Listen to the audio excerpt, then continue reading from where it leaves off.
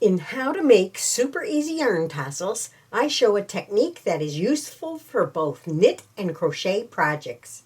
They are super easy because you will learn how to make and secure each tassel to the edge of a project all at the same time. Unlike the traditional tassel, there are no yarn tails to weave in later.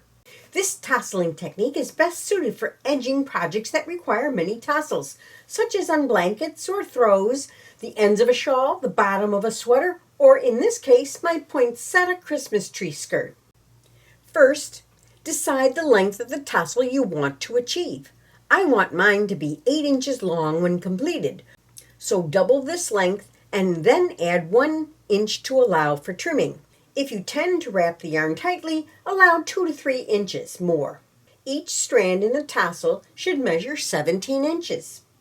Second, determine how many strands of yarn are needed.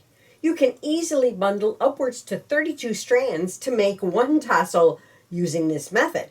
However, for my project, I want 8 strand bundles and need 24 tassels to finish the project. This means I need a total of 192 strands that are 17 inches long. Third, cut a piece of cardboard 8.5 to 9 inches long, or identify a book that has a circumference of about 17-18 inches. I find using a hardcover book is easiest since the pages are smaller than the covers, giving the scissors plenty of room to cut. Fourth, count as you wrap the yarn around the cardboard or book. Then cut the yarn on the same side where the yarn started. To keep the lengths even, wrap 24 to 48 times, then cut, and repeat the process until you get the number of pieces needed. Fifth, I also need 1 long strand for each tassel. This is used to secure the bundle and create a decorative bulge in the tassel. For skinny bundles of 8, make this piece 10 inches longer than the length of the strands. In this example, the length of a strand is 17 inches, so cut 24 pieces 27 inches long. If using more than 16 strands in a bundle, add more inches. Sixth, count and organize the bundles of yarn. I like to place them in stacks.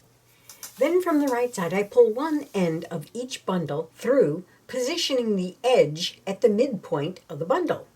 This assures the bundles are evenly distributed along an edge and are ready and waiting to be tied. I will then proceed to tie each tassel individually, and that's the fun part. Here's my bundle. I'm going to bring that up together. Fold this down. Take my long piece of yarn, measure up, make a loop, put the loop here where I'm going to wrap around both sides of that loop. Okay, the short end goes toward the top and the long end is the wrapping. That's why it's 10 inches longer, because the wrapping takes up a certain amount of space. Now I've done 2 wraps. Bring this one down so it gets under the wraps too. And we're going to do 8 more wraps.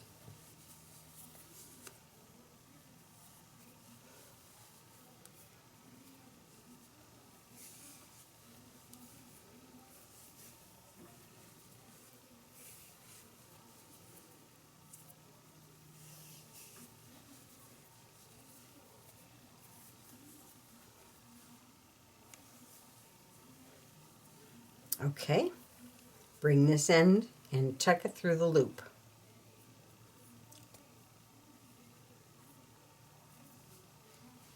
Now I'm going to hold that nice and tight. Here's my loop. Here's my other end, and I'm going to pull it, and it is going to close up around that end.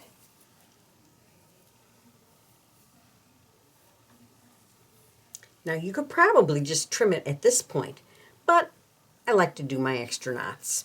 So there's the one. Now the right in front of the left, and the left comes to the front and into the little thing. And we're done. That's our tassel. Now let's do the same thing for a fatter tassel. even though I'm using a big hook, I can't possibly pull all of them through. So I'm just going to arbitrarily split them and pull 1/2 through, about a half, just one end of the tassel. Then I'm going to come back to here and I'm going to put my hook in the same place from the front to the back side and pull this half through, just one end. And I'm going to match those up and then straighten out that tassel so that they're even. Just like I did the bundle of 8 strands, I'm going to bring these ends together and I'm going to do the exact same thing. I'm going to pull that so I have nice tension up here. I'm going to take my long strand, I'm going to lay it out so the long strand is 2 inches longer on the bottom, so I know which one is which. Okay, fold this over, create a loop, then bring that loop down to where I'm going to do my wrapping so that it gets wrapped and the loop sticks out the bottom. Take the short end, goes up like that way, and here's my long end. Now I'm going to put my finger on it again and pull some tension, and I'm going to take this one and I'm going to wrap it around. Now, I felt that move under my thumb, so I didn't have enough tension on it. Okay, so I'm going to bring that around. That's my second wrap. Once you do 2 wraps, bring the short end down and then continue to do about 10 wraps. You want to have enough so that it comes out about the same length as a tassel end. So I'm going to go a couple more. See how nice and tight that is? Okay, now I've got it. Now I've got my finger back here and I'm pinching right here. Here's my loop. I'm going to stick this end through that loop. Okay, and so it looks loose right now. Then I'm going to go find that long end that was still hanging out. That's the other end of this, and I'm going to pull it. And watch this loop. It closes up around that end. And I'm going to keep pulling it until I can pull it no more. And that brings this yarn tail up under the wrapped area, and it is really secure. But I like to do it one more thing and wrap it once with the end that I just pulled on, once around, and then I'm going to tie my special knot. Where on the second part of it, I bring it in front of the left hand one and pull it through to the back. And then I'm ready to cut.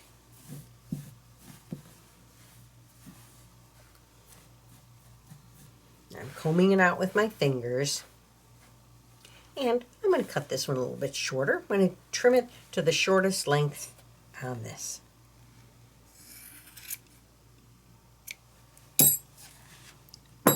My tassel is complete and it looks just adorable. It's applied at the exact same time that I make the tassel.